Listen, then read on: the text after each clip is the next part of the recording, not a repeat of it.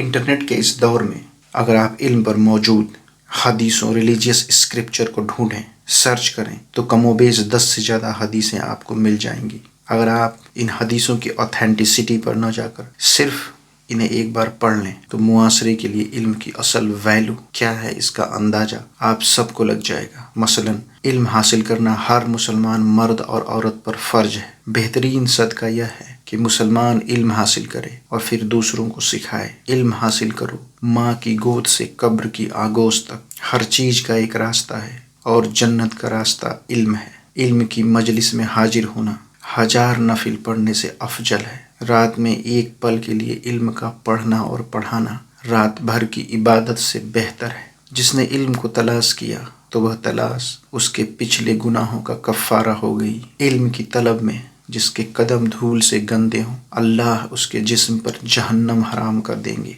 जो इल्म की तलाश में किसी रास्ते पर चलता है, अल्लाह उसके लिए जन्नत का रास्ता आसान फरमा देते हैं। जिस शख्स को इस हाल में मौत आए कि वह इल्म हासिल कर रहा हो ताकि इसके जरिए इस्लाम को जिंदा करे, तो उसके और अंबिया के दरमियान जन्नत में सिर्फ एक दर्जे का फ़र्क होगा। जिस कम्युनिटी की होलीस्ट रिलीजियस बुक का आगाज इकरा बिस्मि रब्बिकल लजी खलक, पढ़ो उस अल्लाह के नाम से जिसने तुम्हें पैदा किया से होती हो, वो कम्युनिटी मौजूदा वक्त में हिंदुस्तान की सरजमी पर तालीम के सबसे निचले पायदान पर खड़ी है। और न सिर्फ हिंदुस्तान में बल्कि पूरी दुनिया में दूसरे कौमों के मद्दे मुकाबिल तालीम के मामलात में ये कौम पिछड़ों में ही शुमार होती है। जिस कम्युनिटी की रिलीजियस बुक कुरान में 10 मरतबा व अकीमुस्सलात व आतुज़्ज़कात, नमाज कायम करो और जकात देने वाला बनो लिखा हो, उस कम्युनिटी का मुआशरा जकात लेने वालों से भरा पड़ा है। सवाल लाजमी है, आखिर ऐसा क्यों? वो शायद इसलिए कि पिछले तकरीबन 900 सालों से लगातार जिस तरीके से हमारी कौम के अंदर आम तौर पर जनरलाइज तरीके से इल्म को डिफ़ाइन किया गया है, इल्म की हदें तय करी गई हैं, वो दूसरे कौमों में बहुत मुश्किल से देखने को मिलती हैं। इल्म पर इतने बेहतरीन स्क्रिप्चर होने के बाद भी हम इन बातों पर बहस करते हैं। पहला कि ये सारी हदीसें जिस इल्म की बात करती हैं वो सिर्फ और सिर्फ दीनी इल्म है। दूसरा, ये सारी हदीसें इल्म हासिल करने की बात करती हैं, चाहे वो इल्म दीनी हो या दुनियावी, कोई फ़र्क नहीं पड़ता। और तीसरा, ये सारी हदीसें इल्म की बात करती हैं और इंसान की ज़िंदगी में दीनी और दुनियावी दोनों इल्मों का इक्वल इम्पोर्टेंस है। ये नज़रिया उन लोगों का है जिनके दिलों में इस्लामिक रिलीजियस वैल्यू जिंदा है, चाहे कम चाहे ज़्यादा, does not matter, they all are religious. एथेइस्टिक लोगों के नज़रिए के बारे में मैं बात नहीं कर रहा। जिस दिन ये मुआसरा पूरी तरह से एथेइस्टिक हो जाएगा, ये तीनों नज़रियाँ अपने आप ख़त्म हो जाएंगे। People will say there is no need of religious teaching. तो क्या यह फ़िलासफ़ी वक्त के साथ हमारे मुआसरे में खुद ब खुद बन गई, या जिस मजहब से हम ताल्लुक़ रखते हैं ये उस मजहब की लिगेसी है? दुनिया के तमाम बड़े मजहबों का बिगिनिंग ऑफ ह्यूमन रेस पर एक कॉमन कॉन्सेप्ट है। हिंदुइज्म में मनु और श्रद्धा का जिक्र मिलेगा, क्रिश्चियनिटी और जैविस रिलीजन में आदम एंड ईव का जिक्र मिलेगा, इस्लाम में आदम अलैहिस्सलाम और अम्मा हव्वा का जिक्र मिलेगा। इस्लामिक रिलीजियस स्क्रिप्चर में ये बताया गया है कि जब अल्लाह ने आदम अलैहिस्सलाम को बनाया तो आदम अलैहिस्सलाम को सिर्फ खुद के इबादत की तालीम नहीं दी, बल्कि फरिश्तों और जिनों से अलग उन्हें हर नई चीज़ को गौर से देखने, उसके बारे में जानकारी हासिल करने, लॉजिकली सवाल पूछने और लॉजिकल जवाबों से ही सेटिस्फाइड होने की इल्म अता फरमाई। इसी वजह से आदम अलैहिस्सलाम ने जन्नत में हर चीज़ के बारे में इतने सवालात किए कि फरिश्ते भी थक कर जवाब देना बंद कर दिए, जिससे आदम अलैहिस्सलाम जन्नत में उदास रहने लगे। तो अल्लाह ने अम्मा हवा को पैदा किया ताकि जन्नत में वे एक दूसरे से बात कर सकें। अगर अल्लाह चाहते तो आदम अलैहिस्सलाम को फरिश्तों की तरह बिना किसी ख्वाहिश के हर वक्त इबादत करने वाला बना देते। अगर अल्लाह चाहते तो आदम अलैहिस्सलाम को रोशनी की रफ्तार से चलने वाला, जहाँ चाहे पलक झपकते पहुँचने वाला, बिजली की रफ्तार से किसी भी काम को अंजाम देने वाला, खुद की इबादत करने वाला जिन्न बना देते। लेकिन इसके बरक अल्लाह ने आदम अलैहिस्सलाम के जीन में दुनियावी इल्म हासिल करने की कुव्वत डाली और अल्लाह ने आदम अलैहिस्सलाम को जो यूनिक क्वालिटी अता फरमाई اس کے بنا پر فرشتوں اور جنوں کو سجدہ کرنے کا حکم دیا اور آدم علیہ السلام کی نسلوں کو اشرف المخلوق کا درجہ دیا۔ اسی علم کی قوت کی بنا پر آدم علیہ السلام کی پیدل چلنے والی نسل نہ صرف آسمان میں اڑنے والی بلکہ چاند اور دوسرے پلینٹس پہ اپنے قدموں کے نشان چھوڑنے والی تھی، اور اسی علم کے غرور میں اللہ کے وجود کو چیلنج کرنے والا بننے والی تھی۔ اور علم کی اسی غرور کی وجہ سے فرشتوں نے اللہ سے فرمایا اس کی نسلیں زمین میں فساد مچائیں گی، لیکن اللہ نے پھر بھی آدم علیہ السلام کی نسلوں کو پیدا کیا، ان کے لیے اپنے پیغمبر بھیجے، دینی علم کی کتابیں اتاری تاکہ یہ آدم کی نسل دنیاوی علم کے غرور میں وہ نہ کر بیٹھے جس کا شک فرشتوں کو اس وقت ہوا تھا جب اللہ نے آدم علیہ السلام کو بنایا تھا۔ اس لیے انسان کی زندگی میں دینی اور دنیاوی علم کا ایکول امپورٹنس ہے۔ 624 عیسوی میں جب جنگ بدر ہوئی، مکے کے تقریباً 70 لوگوں کو جنگ میں قید کر لیا گیا۔ مدینہ منورے کے مسجد نبوی میں یہ طے ہوا کہ قیدیوں کو معاوضہ لے کر انہیں رہا کر دیا جائے۔ ان میں سے کچھ قیدی ایسے بھی تھے جن کے پاس معاوضے کی رقم دینے کے لیے کچھ بھی نہیں تھا، مگر وہ قیدی پڑھنا اور لکھنا جانتے تھے۔ اللہ کے نبی نے ان قیدیوں سے مدینے کے ان پڑھ لوگوں کو معاوضے کے بدلے پڑھنا اور لکھنا سکھوایا۔ نہ تو اللہ کے نبی نے اور نہ ہی مدینے کے مسلمانوں نے کہا کہ ہمارے لیے صرف قرآن اور حدیث ہی کافی ہیں، بلکہ ترقی کے لیے دنیاوی علم کو اپنے دشمن سے بھی حاصل کیا۔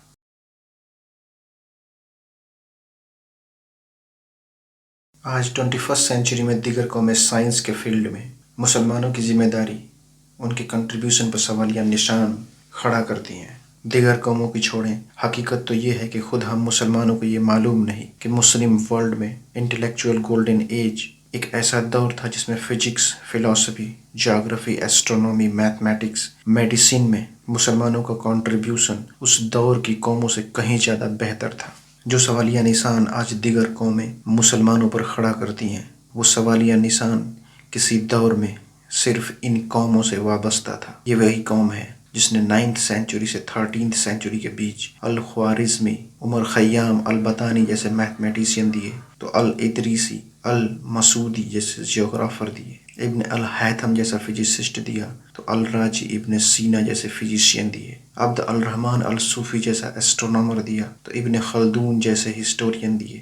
اس معاشرے میں دینی اور دنیاوی تعلیم کو برابر ترجیح دی جاتی تھی۔ ایک طرف جہاں دنیاوی تعلیم کے ایسے بہترین اسکالر مسلم معاشرے میں موجود تھے، تو وہیں دوسری طرف اسی دور میں محمد البخاری، مسلم ابن الحجاج، ابو داؤد السجستانی، الترمذی، النسائی، ابن ماجہ جیسے ریلیجیس اسکالر پیدا ہوئے، جنہوں نے اسلامک حدیثوں کا بہترین اور آتھینٹک کلیکشن کا صحیح بخاری، صحیح مسلم، ابو داؤد، جامع الترمذی، النسائی، ابن ماجہ جیسی کتابیں لکھی۔ مسلم عورتوں کے تعلیم میں بے شک ہمارا معاشرہ آج پچھڑوں میں شمار ہوتا ہے، مگر کیا آپ کو معلوم ہے دنیا کی سب سے پرانی یونیورسٹی فاطمہ الفہری نام کی مسلم خواتین نے 859 عیسوی میں مرکو میں بنوایا تھا، جسے یونیورسٹی آف القراوین کے نام سے دنیا جانتی ہے۔ ایجپٹ کے کائرو شہر کو بسانے کے بعد فاطمی کیلیفت کے دور میں 970 عیسوی میں الازہر یونیورسٹی تعمیر کی گئی۔ یہ الگ بات ہے کہ ویسٹرن ورلڈ دنیا کی سب سے پرانی یونیورسٹی آف بولونیا کو مانتے ہیں، جس کی تعمیر اٹلی میں 1088 عیسوی میں کی گئی۔ تقریباً یونیورسٹی آف القراوین کے تعمیر کے 229 اور الازہر یونیورسٹی کے تعمیر کے 118 سال بعد ہندوستان کی تکششیلا اور نالندہ یونیورسٹیز دنیا کی اینسینٹ یونیورسٹی مانی جاتی ہے۔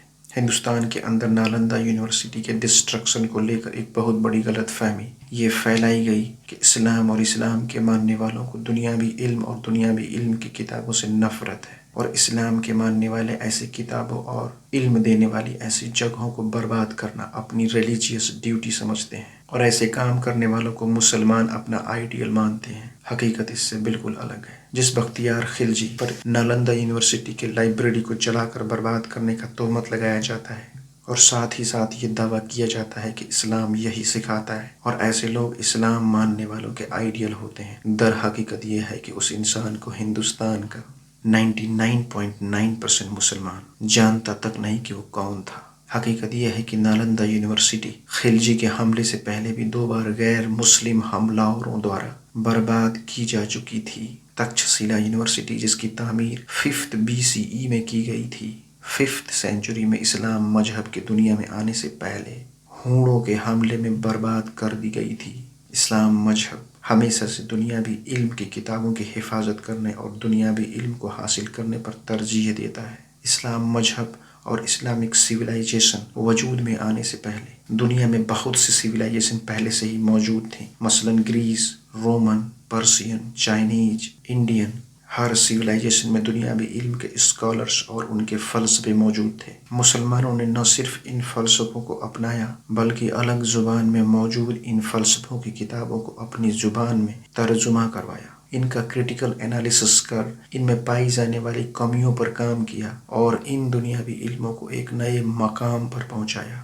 مسلم ورلڈ جب یوروپ میں اسپین تک، افریقہ میں موروکو تک اور ہندوستان میں انڈس ریور تک پھیلا ہوا تھا۔ اسپین کا شہر قرطبہ، مصر کا شہر کائرو اور عراق کا شہر بغداد دنیا بھر کے بہترین اسکالرز کا سینٹر تھا۔ 832 عیسوی تک شہر بغداد کا بیت الحکمہ، ہاؤس آف وزڈم، دنیا کے ہر فلسفوں کی کتابوں کا مرکز اور ان فلسفوں کے کریٹیکل انالیسس کا سینٹر بن چکا تھا۔ مسلم ورلڈ نے دیگر فلسفوں کو اپنا کر کس طرح سے دنیاوی تعلیم کو اور بہتر بنایا، اس کا ایک مثال یہ ہے کہ یوروپ اس دور میں اپنے میتھمیٹیکل کیلکولیشن میں رومن نیومیرل سسٹم کا استعمال کرتا تھا۔ آپ کی جانکاری کے لیے بتاتا چلوں، آج بھی رومن نیومیرل سسٹم میں بڑی کیلکولیشن کرنا مشکل ترین اور امپاسبل کام ہے۔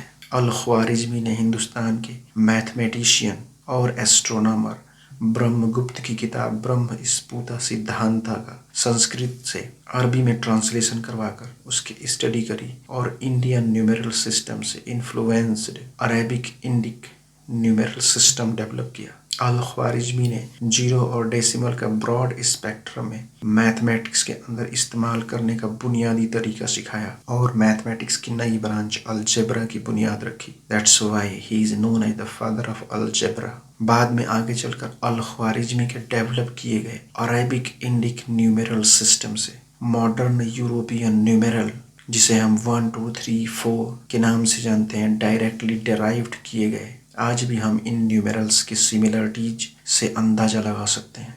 7ویں سینچری کے ڈچ مائکروبایولوجسٹ لیومین ہوک کے مائکروسکوپ سے لے کر 20ویں سینچری کے آخری میں یونیورس کی براڈ اسپیکٹرم اسٹڈی کے لیے ناسا دوارا ارتھ کی لوور آربٹ میں لانچڈ کیے گئے ہائی ریزولوشن والے ہبل ٹیلیسکوپ کی بات کریں یا 21 سینچری کی شروعات میں لانچڈ کیے گئے next generation James web space telescope کی بات کریں، مائکروسکوپ اور ٹیلیسکوپ فزکس کی جس برانچ سے تعلق رکھتے ہیں، فزکس کے جن نیموں پر کام کرتے ہیں، اسے ہم موجودہ وقت میں آپٹیکل فزکس کہتے ہیں۔ 11ویں سینچری میں عراق کے شہر بصرہ میں پیدا ہوئے مسلم میتھمیٹیشین، ایسٹرونامر، فزسسٹ حسن ابن ہیثم کی آپٹکس کی بنیادی معلومات پر تقریباً 7 والیوم میں لکھی کتاب المناظیر بک آف آپٹکس کی وجہ سے دنیا انہیں فادر آف آپٹکس کا درجہ دیتی ہے۔ ہماری ارتھ یونیورس کے جس گیلیکسی میں موجود ہے اس گیلیکسی کو ملکی وے کہتے ہیں۔ اس ملکی وے میں ملینز آف اسٹارز موجود ہیں۔ ان ملینز آف اسٹارز میں سے ایک اسٹار ہمارا سورج ہے، جس کے ارد گرد ہماری ارتھ چکر لگاتی ہے۔ ہمارے اس گیلیکسی کے سب سے نزدیک جو دوسری گیلیکسی ہے اسے ایسٹرونامرز نے ایڈرومیڈا گیلیکسی کا نام دیا ہے۔ 20ویں سینچری میں ناسا کے ایسٹرونامر ایڈوین ہبل نے ہائی ریزولوشن ٹیلیسکوپ سے ایڈرومیڈا گیلیکسی اور یونیورس کی اسٹڈی کے بعد ایڈرومیڈا گیلیکسی کے بارے میں کچھ فیکٹس دنیا کو بتائے۔ وہ یہ تھے کہ ایڈرومیڈا گیلیکسی، جو کہ ہماری ملکی وے گیلیکسی سے تقریباً 2 گنا بڑی ہے، وہ دھیرے دھیرے ہمارے ملکی وے گیلیکسی کی طرف بڑھ رہی ہے۔ اندازاً 2.4 سے 4 بلینز ایئرز کے بعد یہ ہماری ملکی وے گیلیکسی سے ٹکرا سکتی ہے اور پھر ایک بہت بڑی تباہی کے ساتھ یہ دونوں گیلیکسی ایک ہو جائیں گی۔ شاید سورج اس تباہی میں بچ جائے، مگر سورج کے ارد گرد گھومنے والے plants including our earth will be destroyed completely. یہ سچ بھی ہو سکتا ہے، غلط بھی ہو سکتا ہے، اللہ بہتر جانتے ہیں۔ لیکن ایک بات جو جاننے والی ہے وہ یہ ہے کہ گولڈن اسلامک ایج کے مسلم ایسٹرونامرز نے نہ صرف قرآن کی ایسٹرونومی پر بیسڈ آیتوں کو پڑھا بلکہ ان کی حقیقت کو جاننے کے لیے یونیورس کے بارے میں زیادہ سے زیادہ جانکاری جٹانے کی کوشش کری۔ انہی میں سے ایک نام پرسیا کے اصفہان شہر میں 10th سینچری میں پیدا ہوئے عبد الرحمن الصوفی کا ہے۔ تقریباً 1000 سال پہلے اس مسلم ایسٹرونومر نے 10th سینچری میں اپنی کتاب الکواکب بکس آف فکس اسٹارز میں ہماری گیلیکسی کے پاس موجود دوسری گیلیکسی کا ذکر کیا جسے آج ہم ایڈرومیڈا گیلیکسی کے نام سے جانتے ہیں۔ And this is the earliest recorded observation of the Andromeda galaxy in 1964. This is the real legacy of Islam. اقرأ بسم ربک الذی خلق، پڑھو اس اللہ کے نام سے جس نے تمہیں پیدا کیا کا حق ایسے ادا کیا ہے گزرے دور کے مسلمانوں نے، اس لیے وہ معزز تھے زمانے میں مسلمان ہو کر اور ہم خوار ہوئے تاریخ قرآن ہو کر۔